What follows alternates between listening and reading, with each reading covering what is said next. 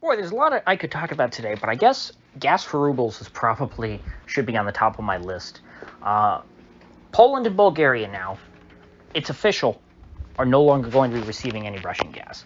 And from what I understand, Bulgaria is going to be hit by that more than Poland. Poland has a closer relationship with the U.S. Maybe they'll be prioritized when it comes to the LNG. But let me think. What ports do they have? I guess they have Danzig or Gdansk. I never liked the Polish name for Danzig. But I think that's a port. They might be able to get LNG there, or maybe they have to get it through like Lithuania or Latvia, one of those two, I believe, because I believe they have LNG terminals. Germany definitely has LNG terminals. I don't know if Poland themselves has them, but because that's a big problem right now with this idea of getting off of Russian gas, which the Polish prime minister gave a big speech today saying, hey, we Poles, we're not going to dirty our hands with Russian blood money. We're not going to ever touch a ruble in our lives, so we refuse to pay for gas with rubles. And everyone else in Europe should do the same. Well, Poland better hope that everybody else in Europe doesn't do the same, because if that's the case, there won't be enough LNG to sustain Poland. Saying no to gas for rubles might be a sustainable decision, or it might be possible for one or two countries like Poland and Bulgaria. It's not possible for Germany, France, Britain, Italy, all these countries to say no, that's not possible. Because even if we could pump enough LNG here in the United States, even if we had a proper investment in oil and gas exploration in this country, which we don't, it's been declining for years because of ESG and this idea that we're all going to go green by 2030. And so CapEx in fossil fuels is nil. Even if that weren't the case, though, even if America was full drill, baby, drill, even if we were pumping more, gas and oil than the entire world could use, the infrastructure for transporting that to Europe and importing it into Europe and then putting it into, their natural gas lines does not exist. The LNG terminals can only take in so much. They're going to have to build new terminals and expand the ones that they already have, so that more tankers can, hook into, the European, I don't know what they call it, the grid. You don't call it a grid with gas, but whatever, their pipeline system, inject fuel into it, and then go back on the way to America. Currently, only so many ships can hook into that and unload their cargo load, their gas, at the same time. And so we can't transport Europe or gas to Europe and bring it to market quickly enough at a fast enough rate to support them. Now, I remember a month ago, there were all these headlines about how gas for rubles was just a spook. Putin blinked. He wasn't willing to really enforce gas for rubles. It was all talk, and yet here we are. It's going into effect. So yeah, the Russians, I guess, pushed it back. They didn't immediately go, starting today, if you don't pay for gas in rubles, you're not getting any gas. It took them a few weeks to where they gave them a warning, is what it looks like, and now they're putting the hammer down. In Poland and Bulgaria, they said, nope, we're not going to do it. Poland, unsurprising, but Bulgaria, I do find a bit surprising, because Bulgaria, back during the Cold War, from what I understood, they were pretty much one degree of separation removed from being, a Soviet republic themselves. If there were to be any more republics added to the Soviet Union, Bulgaria probably would have been the first. That's how I understood the state of Bulgaria in 1991, when we had, the collapse of communism. Bulgaria was the most loyal Warsaw Pact state. Now, maybe it's just that the leadership in Bulgaria, was the most loyal, and that the country as a whole didn't like them. That's very possible. But still, it's not like with Poland. Poland, there were rumblings in Poland for quite a few years. Poland had been sort of a rogue state within the communist bloc. A rogue nation, I should say, because the state itself, was communist. But the people in Poland, the Solidarity movement, that all existed for many years before the fall of the Berlin Wall and the collapse of the Soviet Union in 91. I've not heard anything about that in Bulgaria. It might be wrong. I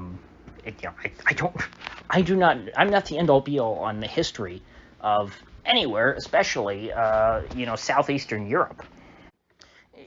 And with that said, I'm not entirely sure. Are the Bulgars considered to be East Slavs or South Slavs? Bulgaria is pretty close to old Yugoslavia. I'm not sure how different their language is from the Yugoslav tongues, or how different it is from Russian, which is it closer to. I don't really know. I mean, that's a good question. Yeah, I guess I would need to ask a Bulgar, a Serb, or a Russian, or maybe all three. Compare your languages for me. And also, I don't even know, do they prefer these days to be called Bulgars or Bulgarians? I always found it very strange. In English, historically, we have referred to people from Argentina as Argentines, but yet I've heard people from Argentina in English refer to themselves as Argentinian, which just sounds redundant to me. So getting back to gas for rubles, Alexander of the Duran, Alex, not Alexander, the tall guy, or the guy who looks really tall. Alex, in one of his segments today, highlighted, and I want to give him credit because I would not have heard about this otherwise, a very funny story out of Italy that I won't dwell on too much since he covered it well. Go watch his video, where Draghi has announced something called Operation Thermostat. And you probably can guess what that means. Yes, he's telling Italians, turn up your AC, turn up your thermostat, so that you're not using as much power to cool your house, so to stick it to Putin. I mean, as a person of Italian descent living in Florida, a place with a very similar climate, I can't even talk about this with a straight face. It's hilarious. It's ridiculous. Asking people to give up AC. Those of us who live in warm climates, we don't give up our AC. Now, I'm someone who goes most of the day without air conditioning. I'm fine. I'm very much used to my climate. I've never known another climate. I've been through as many Florida summers as I've been, years in my life. I've spent every summer here. But even I'm not crazy enough to turn my thermostat up to 25 degrees. Which apparently, the Draghi is encouraging everyone to do this, but he's mandating it only in public buildings, which, to be honest, I'm surprised. I would be surprised if public buildings were below 25 degrees Celsius anyway, because that's about 77 here in Florida. The electric company always tells you, hey, keep your thermostat at 78 degrees to, to conserve energy. And I'm sure every public building you walk into here in Florida is always going to be, it's about 78 degrees Fahrenheit, one tick above 25 degrees Celsius. But the idea that individuals are going to do this in their own homes to fight Putin, good luck with that, Draghi. This is what happens when you put unelected central bankers in positions where they are the head of major European governments. I mean, what do you think is more likely? Do you think it's more likely that people are going to turn up their thermostat as if, that really will make all the difference in the world? Or do you think that Italy's going to run out of gas because they refuse to buy it from the cheapest source? People are going to be dying of heat stroke in Italy because of Mario Draghi. That's a serious thing, going without air conditioning for people who are used to it. If you're not used to the heat, I remember when they had these heat waves, supposedly in England and all this, and you hear about, oh my gosh, it's 82 degrees in London today. What a hot summer day. And I just chuckle and I go, oh, 82 degrees. People are ridiculous. And then you hear people dying of heat stroke who don't have air conditioning in their apartments because you don't need it because it's normally cool enough up there. And I think about, I don't know, maybe if you're in a hot box with all your windows closed and it's 85 degrees, I guess you could die of heat stroke. It could get pretty damn hot in that room. And if Draghi's asking Italians to turn off their air conditioning, that might very well happen to them too.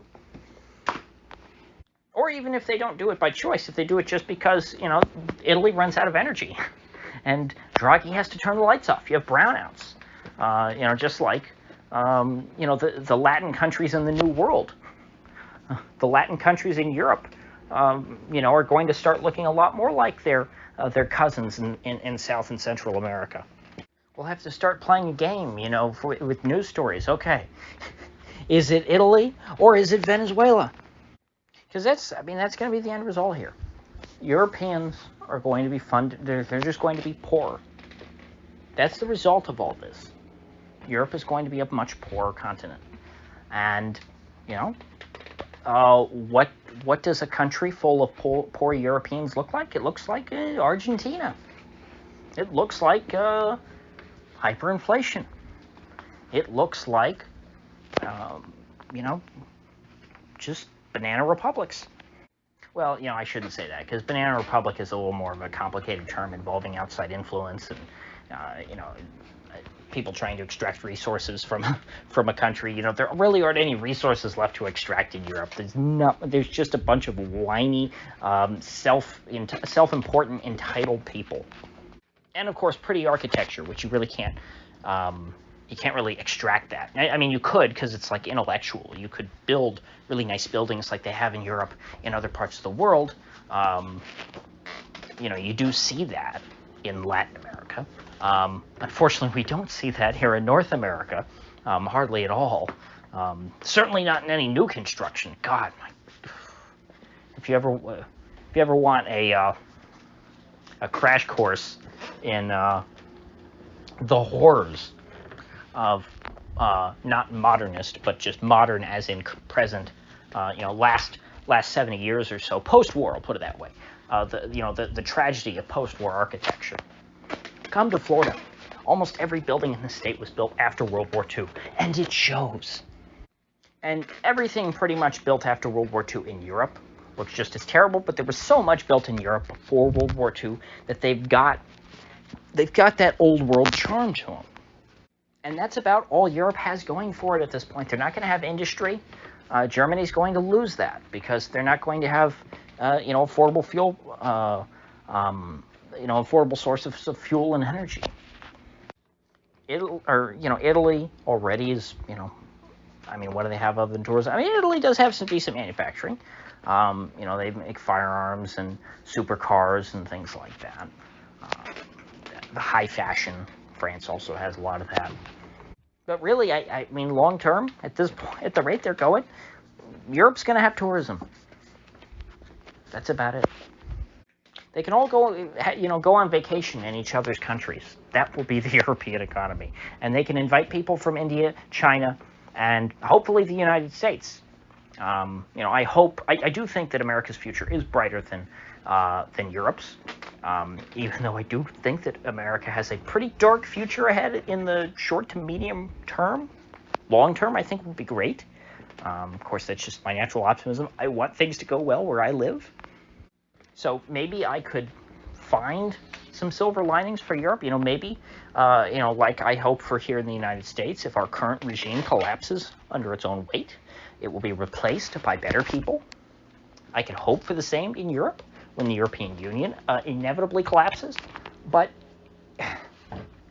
you just can't be sure. I've never heard of an example in Europe where a regime collapses and gets replaced by, angels. If Europe truly does follow down Poland and Bulgaria's path, how long do they keep this up? And if they eventually cry uncle, are the Ruskies going to turn the gas back on? Will they even be interested at that point? Will the Ruskies need their money by that point? Because long term, it's clear. They're going to send that gas to China and India. Or Pakistan or somebody else. They're going to send it to people who are grateful for it. They're not going to sell it to people who hate them. Russia holds most of the cards here. I think that once the Europors burn their bridges, it's not coming back. They're going to have to rely on the goodwill of the United States, and that hasn't gone well for countries of the past. How does that work out for, South Vietnam? Not that I think the pulling out of South Vietnam was a bad idea. Vietnam War did not go well. And it wouldn't have gone well, no matter how long we stayed. But at the end of the day, South Vietnam was abandoned by the United States. Afghanistan, again, don't ever think we should have been in Afghanistan. Surely shouldn't have stayed there for 21 years or 20 years? I guess it was 20 years. It was last year. that government was abandoned by the United States. There have been many countries which have committed to, supporting American foreign policy that end up getting screwed over in the end.